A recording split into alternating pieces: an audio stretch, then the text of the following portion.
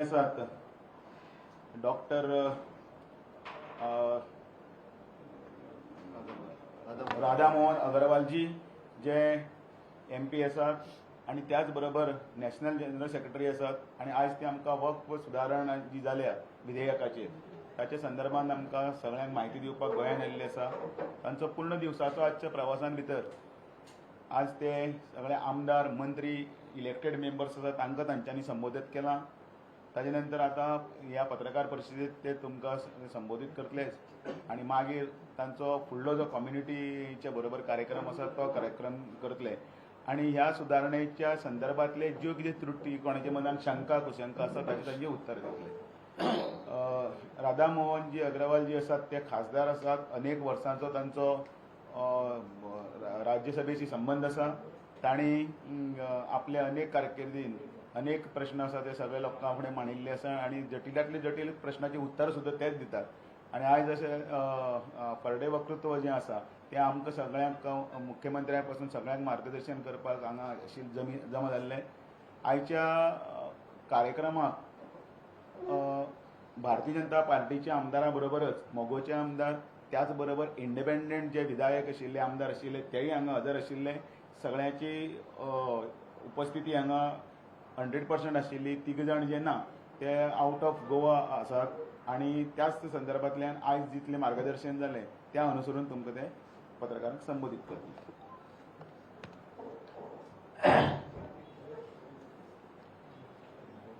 2006 में तत्कालीन कांग्रेस सरकार के द्वारा नियुक्त सच्चर कमेटी की रिपोर्ट आई थी. सच्चर कमेटी की रिपोर्ट में 2 पक्ष थे. एक, देश के मुस्लिम समाज की शैक्षणिक, सामाजिक और आर्थिक स्थितियां बहुत पिछड़ी हुई हैं, और 2, देश में वक्फ की संपत्तियों का जिसका उपयोग मुस्लिम समाज के जीवन को बेहतर करने के लिए उपयोग किया जा सकता था, पूरी तरह से उसकी लूट की गई है. नग्न भ्रष्टाचार है और वक्फ संपत्तियों का लाभ सामान्य मुसलमानों को नहीं मिल रहा. ये रिपोर्ट मनमोहन सिंह जी के दौरान 2006 में आई थी. ये आँख खोलने वाली रिपोर्ट थी. कांग्रेस पार्टी सिर्फ मुस्लिम तुष्टीकरण की राजनीति करती है, मुस्लिम वोटों की तिजारत करती है. इस रिपोर्ट के बाद उनकी आंख खुलनी चाहिए थी. मुस्लिम समाज की गरीबी कैसे दूर हो, उनका शिक्षा का स्तर कैसे बढ़े, वो आर्थिक रूप से कैसे मजबूत हो, उसकी उन्हें व्यवस्था करनी चाहिए थी. लेकिन उन्होंने मुस्लिम समाज को हमेशा वोट बैंक की तरह ट्रीट किया. उनकी बेहतरी के लिए कुछ नहीं किया. 2014 में माननीय प्रधानमंत्री नरेंद्र मोदी जी इस देश के प्रधानमंत्री बने. उन्होंने सिर्फ एक ही नारा दिया, सबका साथ, सबका विकास, सबका प्रयास और सबका विश्वास. मनमोहन सिंह कहते थे कि देश के संसाधनों पर पहला अधिकार मुसलमानों का है. माननीय नरेंद्र मोदी ने कहा कि देश के संसाधनों पर पहला अधिकार गरीबों का है, और इसलिए गरीबों के जीवन को बेहतर करने के लिए उन्होंने बहुत सारी योजनाएं चलाई. उस योजना का लाभ उसे मिला जो गरीब था. हिंदू, मुसलमान, सिख, ईसाई के चश्मे से देख करके लाभ नहीं दिया गया, बल्कि जो जितना गरीब था उसको उतना अधिक लाभ मिला. 15% मुस्लिम समाज की संख्या थी. प्रधानमंत्री आवास योजना में 31% आवास, 31% आवास मुस्लिम बंधुओं को दिए गए. 15% मुसलमानों की संख्या थी। उज्ज्वला योजना का 37% लाभ मुस्लिम समाज को दिया गया। 15% संख्या थी। मुद्रा योजना का 36% लाभ मुस्लिम समाज को दिया गया। 15% संख्या थी। स्किल इंडिया का 22.7% लाभ मुस्लिम समाज को मिला। 15% संख्या थी। प्रधानमंत्री जनधन योजना में 42% अकाउंट मुस्लिम समाज के खोले गए। मोदी जी के आने के पहले केंद्र सरकार में काम करने वाले नौकरियों की संख्या 5% थी, आज 9.5% है।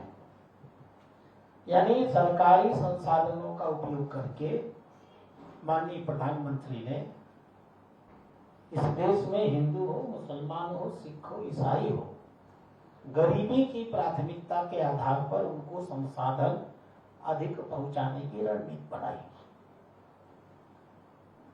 यह कार्य बहुत सफलता के साथ हुआ है। अब माननीय प्रधानमंत्री जो मुस्लिम समाज की लाखों एकड़ की संपत्तियां हैं,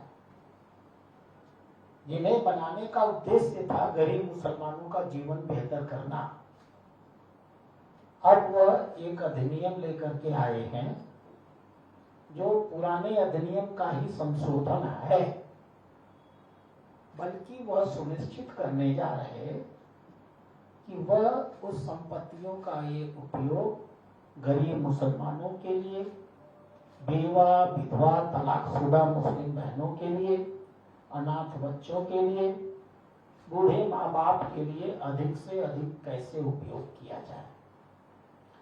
मैं आपको उदाहरण के रूप में बताऊंगा। सच्चर कमेटी की ऑफिशियल रिपोर्ट में, अधिकृत रिपोर्ट में यह लिखा गया है 2006 में देश में कुल 4,50,000 वक्फ की संपत्तियां थी और उसका पूरा जो दायरा था वो 6 लाख एकड़ जमीन का था। सच्चर साहब ने रिपोर्ट में लिखा, अगर 6 लाख एकड़ की जमीन का ईमानदारी के साथ उपयोग किया गया होता तो 12,000 करोड़ की हर साल आय होती, जिससे लाखों लाख मुसलमानों के जीवन को बेहतर किया जा सकता था। लेकिन 2006 की सच्चर साहब कमेटी की रिपोर्ट है जो कहती है कि 12,000 करोड़ की जगह देश की सारी वक्फ संपत्तियों को मिला करके 163 करोड़ रुपए की आय होती है। यानी 11,837 करोड़ रुपए गरीब मुसलमानों के लूट लिए जाते हैं। आज 2024 में वक्फ संपत्तियां 4,50,000 से बढ़ करके 8,72,000 हो गई। 2006 में कुल जमीन का रकबा 6 लाख एकड़ था, आज वह बढ़ करके 37,94,000 एकड़ हो गया। अगर व्यावसायिक इस्तेमाल ईमानदारी से किया गया होता तो प्रति वर्ष पर ईयर 1 लाख करोड़ रुपए, 1 खरब रुपए की आय होती और शायद इतने सालों में इस देश में कोई भी मुसलमान गरीब न रह गया होता। लेकिन मैं बताना चाहूंगा गोवा के लोगों को, 1 लाख करोड़ की जो संभावित आय थी, वास्तव में जो आज आय होती है वह 166 करोड़ मात्र होती है। 1 लाख करोड़ की आय की जगह 166 करोड़ अर्थात 99 अरब 99 करोड़ 99 लाख 99,834 रुपए भ्रष्टाचार की भेंट में चढ़ रहे हैं और सिर्फ 164 करोड़ की आय हो रही है। ये कौन भ्रष्टाचार कर रहा है? इस भ्रष्टाचार में शामिल है, स्ट्रक्चर कमेटी ने खुद लिखा है, अधिकांश संस्थाओं के मुतवल्ली, वक्फ बोर्ड के मेंबरान, वक्फ बोर्ड के सीईओ और बहुत सारे राजनीतिक दलों के नेता। मैं अगर आपको उदाहरण देने लगूं तो कोई ऐसा नेता बचेगा ही नहीं जिसने भ्रष्टाचार नहीं किया, जिसने वक्फ की संपत्तियों पर कब्जा नहीं किया। मुस्लिम है तब तो 100%, अगर वो भाजपा का नेता नहीं है तो। उदाहरण दे सकता हूं, एक जांच हुई है कर्नाटक में। जांच करने वाला माइनॉरिटी कमीशन का चेयरमैन है अनवर मानपाड़ी। उन्होंने ऑफिशियल रिपोर्ट दिया कि कर्नाटक में कुल 54,000 एकड़ जमीन है, 29,000 एकड़ जमीन बेच दी गई, 2,30,000 करोड़ का घोटाला हुआ और एक भी ऐसा कांग्रेसी नेता कांग्रेस में नहीं है कर्नाटक में जिसने वक्फ की जमीन को लूटा नहीं। उन्होंने 15 वरिष्ठ कांग्रेस नेताओं के नाम दिए। एक नाम मैं खाली आपको देकर के जाऊंगा। कांग्रेस पार्टी के राष्ट्रीय अध्यक्ष मल्लिकार्जुन खड़गे कर्नाटक में वक्फ की संपत्तियों के लूट के आरोपी पाए गए हैं। उनका नाम उस रिपोर्ट में शामिल है। अनवर मानपाड़ी जी ने खुद वक्फ कमेटी के लिए बनाई गई जेपीसी में उपस्थित हो करके उसके सदस्यों को वह सूची प्रस्तुत की है।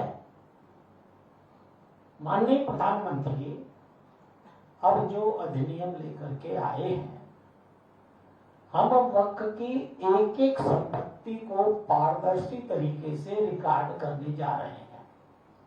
1 इंच भी वक्फ की संपत्ति होगी, ऑनलाइन पोर्टल पर उसे चढ़ाना होगा। किसने वक्फ किया था, कौन मुतवल्ली बनाया गया था, उतनी बड़ी जमीन से किसकी आय कितनी होनी चाहिए थी, आज उसकी आय कितनी हो रही है और किसने उस पर कब्जा किया हुआ है। आप जो मुस्लिम समाज में सामान्य मुसलमानों को भड़का करके उनके भीतर भ्रम पैदा करके यह कहा जा रहा है कि मोदी की सरकार मस्जिदों पर कब्जा कर लेगी, मदरसों पर कब्जा कर लेगी, मकबरों पर कब्जा कर लेगी, दरगाहों पर कब्जा कर लेगी, कब्रिस्तानों पर कब्जा कर लेगी। माननीय प्रधानमंत्री ने खुद, माननीय गृह मंत्री ने खुद, और जो कानून बनाया गया है उसमें भी लिखित रूप से यह लिखा हुआ है कि आज इस कानून के लागू होने के पहले देश में जितनी भी वक्फ बाई यूजर की संपत्तियां होंगी वो वैसे ही बरकरार रहेंगी। लिखित रूप से कानून का हिस्सा है कि कानून लागू होने के पहले वक्फ बाई यूजर की जितनी भी संपत्तियां हैं, अगर उनके मुकदमे नहीं चल रहे तो वह बरकरार रहेंगे। और ये जितनी मस्जिद से लेके कब्रिस्तान आप देखते हैं, ये सब उसी श्रेणी में आते हैं। लिखित रूप से हमने इसकी व्यवस्था की है। तो हम यह अभियान भारतीय जनता पार्टी विशेष रूप से जो सामान्य गरीब मुसलमान है उनके बीच में इस सच्चाई को ले जाने के लिए शुरू कर रही है। हम यह बताने की कोशिश कर रहे हैं कि यह जो मुस्लिम नेता, चाहे वो ओवैसी परिवार हो, चाहे वो मदनीस परिवार हो, चाहे वो कोई भी नेता हो, वो सब तुमको झूठ बोल के भड़का रहे हैं। एक भी मस्जिद से लेकर एक भी कब्रगाह छूटी नहीं जाएगी।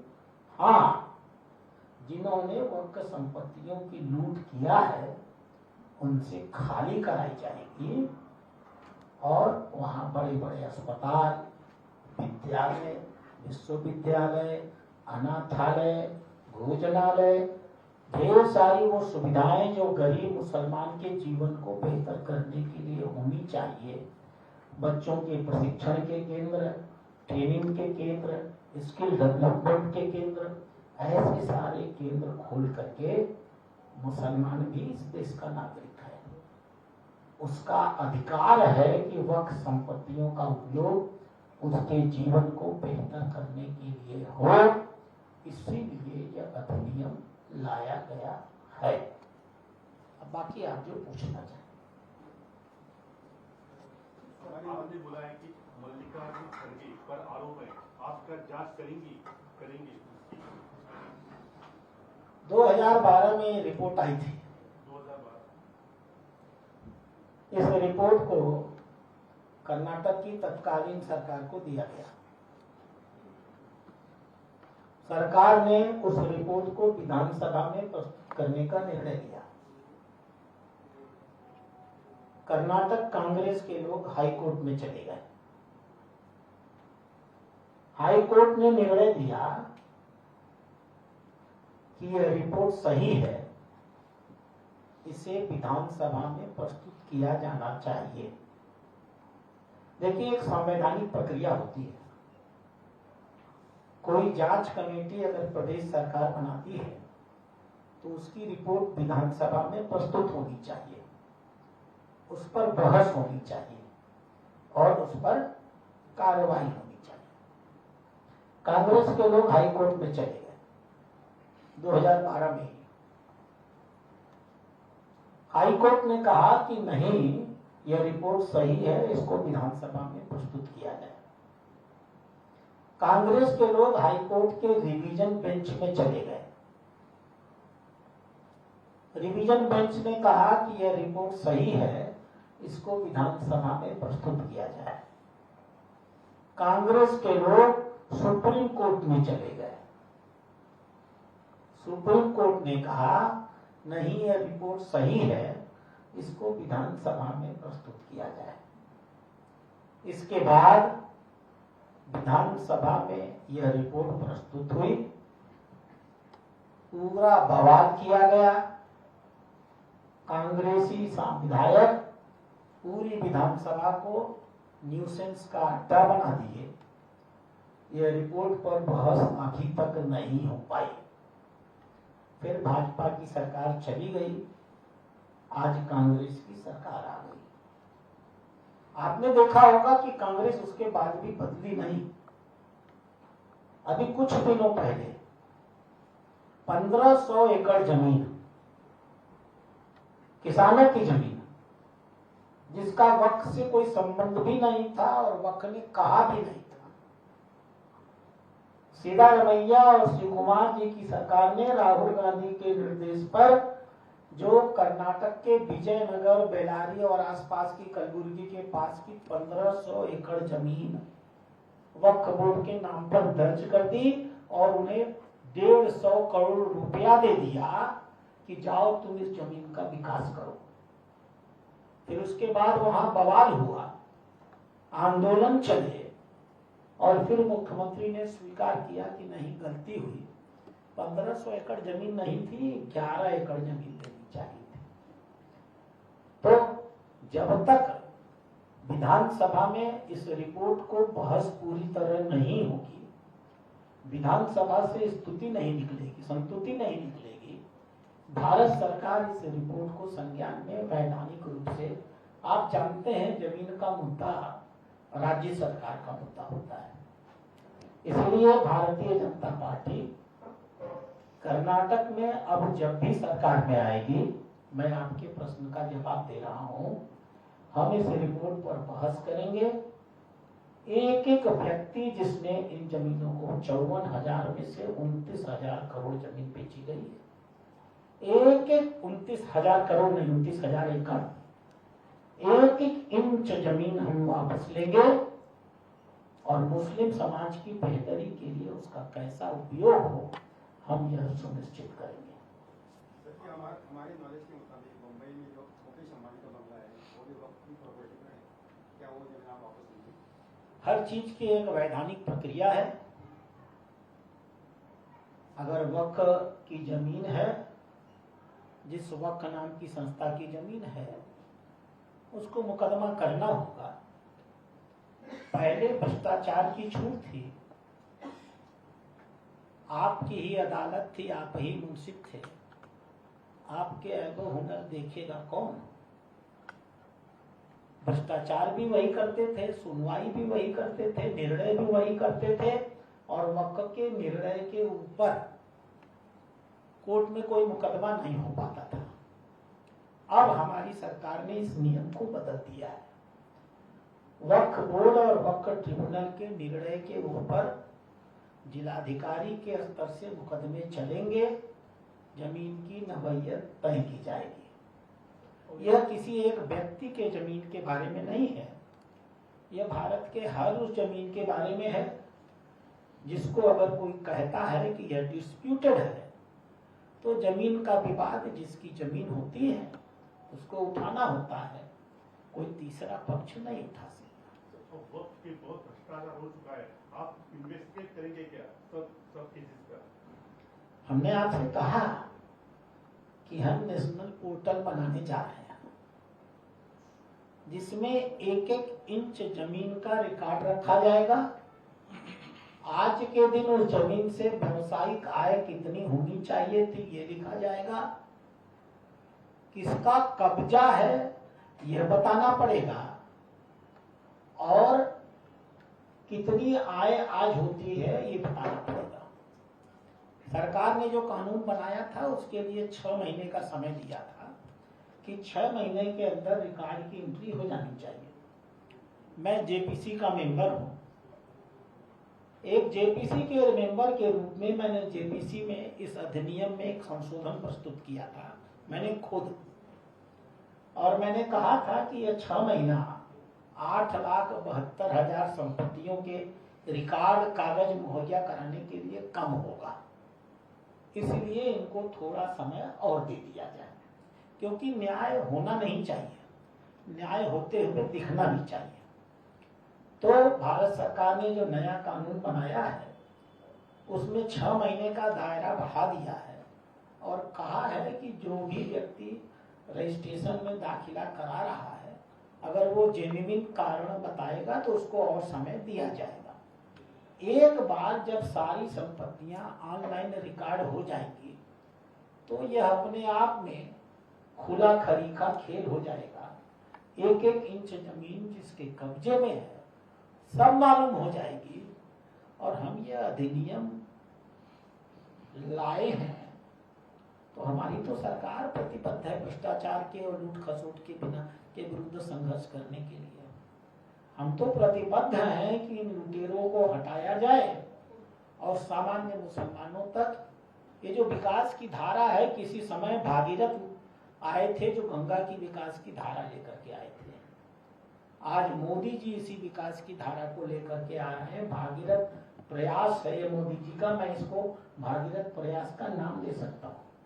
एक एक इंच जमीन जो कब्जा की गई है, समय के साथ कार्यवाही होगी, उस जमीन का अधिकतम आय कैसा हो सके यह व्यवस्थित किया जाएगा और गरीब मुसलमानों के जीवन को बेहतर किया जाएगा।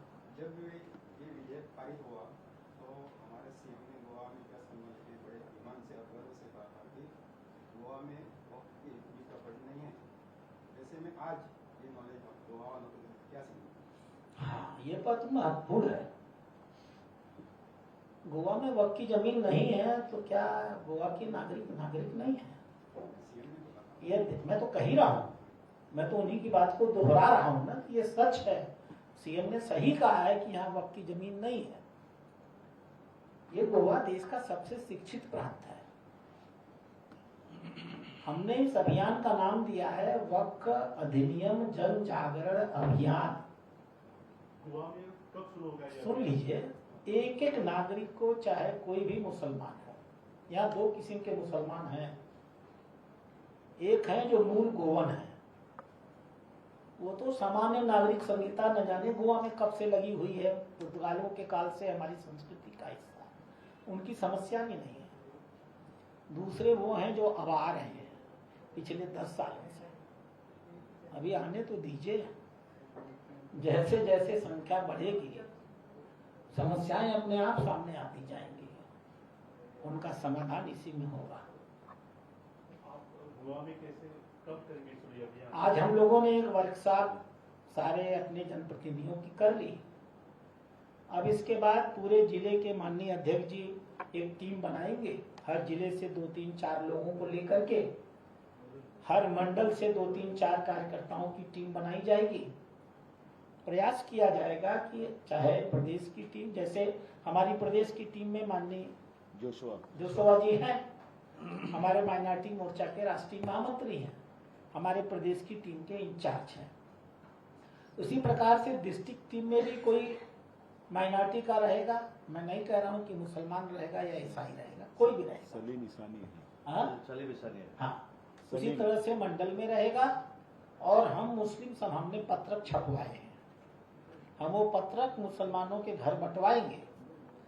नहीं बंटवा पाएंगे एक एक घर में तो अखबार में विज्ञापन देंगे, और विज्ञापन दे करके इस अधिनियम की सच्चाइयों को सबको अनुभूति कराएंगे। अपराध बहुत जगहों पे नहीं होते हैं, लेकिन 302 तो हर देश में लागू होता है ना। अपराध की जानकारी तो रखनी पड़ेगी ना, कौन कौन से संभावित अपराध होते हैं। ये तो गोवा का सौभाग्य है, ये पूरे देश के लिए एक आदर्श प्रांत है। शिक्षा में सबसे अच्छा, ह्यूमन डेवलपमेंट में सबसे अच्छा, विकास में सबसे अच्छा, सामाजिक समरसता में सबसे अच्छा, प्रति व्यक्ति आय में सबसे अच्छा। तो हमें इसे बचा के भी तो रखना है ना। तो ये जो नए नवागत आने शुरू हुए हैं लोग, आते जाएंगे, समस्याएं पैदा करते जाएंगे, तो जानकारी तो सबको होनी चाहिए। ये तो एक जागरण अभियान है। नवागत आते हैं लेकिन उनको रहने के लिए एक जगह कम देता है, तो उसमें ऐसा क्या है, पॉलिटिशियन ही ज़्यादातर स्लम एरिया बना रहे हैं।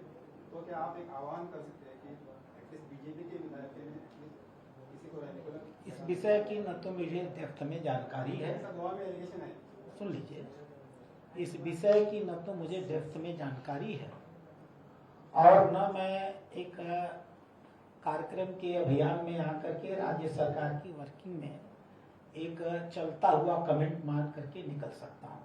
यह प्रश्न आपको हमारे प्रदेश भाजपा की टीम से जब ये कभी पत्रकार वार्ता करें तब उनसे पूछिएगा। अग्रवाल जी, 1500 वर्ष पुराना मंदिर वक्फा कैसा हो गया महाराष्ट्र? आपने बहुत केरला के चर्च कैसे हो गए? आपने बहुत अच्छा सवाल पूछा। तमिलनाडु में एक जगह है तिरुनेलवेली, वहाँ एक 2 गांव हैं, थोड़ा नाम का प्रोनाउंसिएशन गड़बड़ हो सकता है। एक तिरुचेंदूर और एक कोड़ई कुलई। भगवान मुरुगन तमिलनाडु के सबसे प्राचीन भगवान है, मुस्लिम संस्कृति के पहले के भगवान है। भगवान मुरुगन का सबसे बड़ा मंदिर, जो सबसे प्राचीन मंदिर है, उसको वक्फ में घोषित कर दिया गया।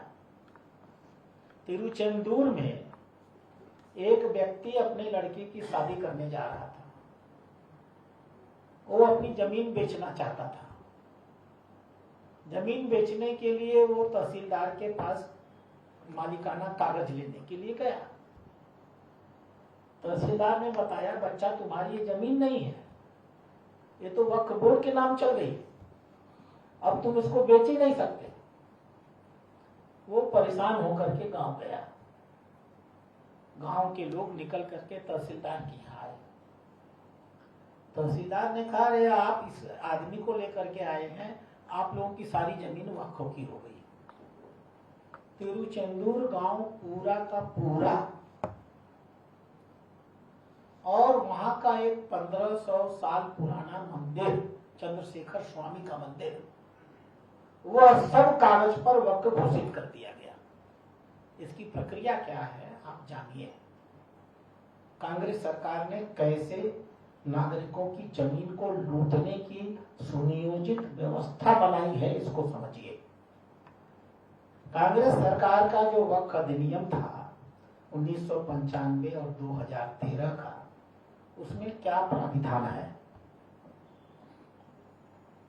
वक्फ बोर्ड अगर ये महसूस करता है, मैं शब्दशः बोल रहा हूं हिंदी में, बाकी लीगल लैंग्वेज में बोल रहा हूं, वक्फ बोर्ड ये महसूस करता है कि यह भाजपा का कार्यालय वास्तव में वक्फ की जमीन पर बना है, तो वक्फ बोर्ड को इसकी इंक्वायरी करने का जैसा चाहे वैसा अधिकार है। इस जमीन के मालिक से पूछा ही नहीं जाएगा कि भाई सिद्ध करो कि यह जमीन तुम्हारी है कि वक्फ की है। एक्स पार्टी इंक्वायरी का अधिकार दुनिया में वक्फ बोर्ड के अलावा किसी संस्था को नहीं दिया गया होगा। एक्स पार्टी इंक्वायरी होगी और फैसला हो जाएगा कि हाँ यह कार्यालय वक्फ का है। अध्यक्ष जी को नोटिस भी नहीं मिलेगी, अध्यक्ष जी को पता भी नहीं चलेगा। वक्फ बोर्ड इसका फैसला लेगा कि यह कार्यालय वक्फ का है और वक्फ बोर्ड लिखित रूप से तहसीलदार को बता देगा कि हमने ये तय किया है कि यह कार्यालय वक्फ का है। अब आप देखिए कैसी जमीनों की लूट की खेल कांग्रेसियों ने किया है। मैं उतने विस्तार से जाना नहीं चाहता था, अच्छा किया आपने पूछ दिया। किसी भी लेखपाल को अगर कोई भी म्यूटेशन करना होता है, किसी का नाम हटाना और किसी का चढ़ाना होता है, तो एसडीएम के यहाँ से नोटिस जाती है ना, वो पक्ष एम्पियर करता है और कहता है कि नहीं हुजूर ये मेरा कागज है, ये जमीन मेरी है। वाद और विवाद होते हैं और तय होता है कि किसकी जमीन है। वक्फ अधिनियम 1995 और वक्फ अधिनियम 2013 जो कांग्रेसियों के द्वारा बनाया गया, वो यह कहता है कि यदि वक्फ बोर्ड ने किसी जमीन को वक्फ घोषित कर दिया तो लेखपाल को बिना जांच किए जमीन के मूल मालिक का नाम काट करके उस पर वक्फ बोर्ड का नाम चढ़ा देना होगा। लीगली मैंडेटरी प्राविधान इस देश के कानून में अभी तक चल रहा था। अब कुछ दिनों बाद ये अध्यक्ष जी जान जाएंगे कि ये वक्फ संपत्ति घोषित हो गई, तो ये किसके पास जाएंगे? डीएम के पास। डीएम कहेगा कि इस देश में जो वक्फ अधिनियम का कानून चल रहा है उसके तहत डीएम कोई सुनवाई कर ही नहीं सकता। वक्फ बोर्ड ने कह दिया कि यह जमीन वक्फ है, तो देश के किसी भी कानून में इसके खिलाफ कोई अपील नहीं होगी, वह जमीन वक्फ बोर्ड की हो जाएगी। इस देश में ऐसे घातक, ऐसे घटिया, ऐसे नीचतापूर्ण कानून आज तक लागू थे। हमने वो अधिनियम का मोदी जी ने संशोधन किया है और इस प्राविधान को समाप्त कर दिया है। अब कोई जमीन अगर वक्त की घोषित करनी है तो उसके मालिक को 90 दिन तक की नोटिस दी जाएगी। 2 प्रमुख अखबारों में वह नोटिस छपवाई जाएगी। डीएम के कार्यालय पर उसकी सुनवाई होगी, एक राजस्व मुकदमे की तरह। और फिर राजस्व अधिकारी तय करेंगे कि वो जमीन किसी नागरिक की है या वक्फ बोर्ड की है। मैं आपको एक चीज और बता दूं, वक्त की जमीनों की ये लूट खाली गैर मुस्लिम जमीनों की लूट नहीं हुई है, मुसलमानों की भी जमीन वक्फ बोर्डों ने लूटा है। अभी आज के दिन ऑन रिकॉर्ड वक्फ बोर्ड में 58,000 मुकदमे चल रहे हैं। उन 58,000 मुकदमों में 9,932 मुकदमे मुसलमानों की जमीन कब्जा करने के मुकदमे हैं। इसलिए हम मुस्लिम समाज को यह भी बताने वाले हैं कि जिस संस्था को तुम इतनी अच्छी संस्था समझ रहे हो ना, उसने तुम्हारी अपनी जमीनों पर इतनी बड़ी संख्या में कब्जा कर लिया है। तो अब जो ओवैसी और एक विधायक सुप्रीम कोर्ट गए इसके खिलाफ, उसका क्या होगा? जाने दीजिए, यह तो संविधान की प्रक्रिया है। एक बार राष्ट्रपति ने नहीं, राष्ट्रपति जी के सहमति के बाद भी कानून अगर बना है तो कानून को चुनौती तो दी जा सकती है, इसमें क्या बुराई है? ये तो अच्छा है। वो तो राम मंदिर के मुद्दे पे भी गए थे, वो तो सीए के मुद्दे पे भी गए थे, वो तो ट्रिपल तलाक के मुद्दे पर भी गए थे। जाने दीजिए, जब वो जाएंगे और जहां कोई एप्लीकेशन देगा और कहेगा कि हुजूर अब्बा ओवैसी साहब ने 3,000 करोड़ रुपए की संपत्ति लूटी हुई है, तो उनकी जमीन भी फंसेगी। अभी आने तो दीजिए समय। ये राजनीतिक पेशेबंदी जो लोग कर रहे हैं ना, एक एक करके भागने वाले हैं उसको करने से, क्योंकि सब लुटेरे हैं। आज सुबह आप संबोधन किया, उसके अलायंस पार्टनर भी थे, कोई अभियान अलायंस के तौर पर जाएगा देखेंगे? हाँ बिल्कुल, हमने अलायंस पार्टनर को बुलाया क्यों था। महाराष्ट्रवादी गोमंतक पार्टी के अपने माननीय नेता मंत्री हैं, उपस्थित थे सुदीन साहब। तो यह तो सम्मिलित अभियान है, एनडीए इसको चलाएगी, उसमें क्या है। एक सुंदर विवेचन जाल्लें आसा, तुमकां सगळे पत्रकारांक देव बरें करूं म्हणटा आनी ही पत्रकार परिशद हांगसर सोंपली अशी जाहीर करता।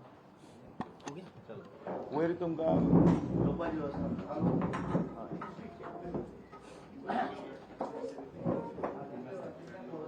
फोन करता।